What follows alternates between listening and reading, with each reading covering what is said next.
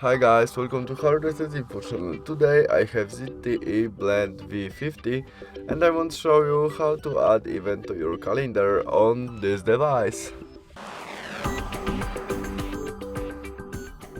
Our first step to do that is from main menu we must go to the calendar.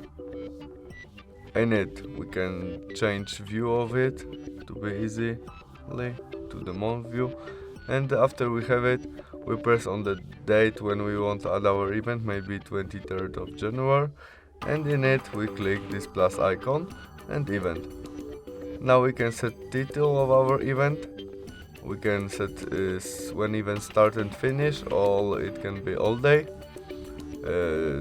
Does not repost, it can be repost every day, every month, every week, what you want. You can add people to that, make video conference in this day, location of our event, notification to it. We can change color of our event which we see in our calendar, description and attachment.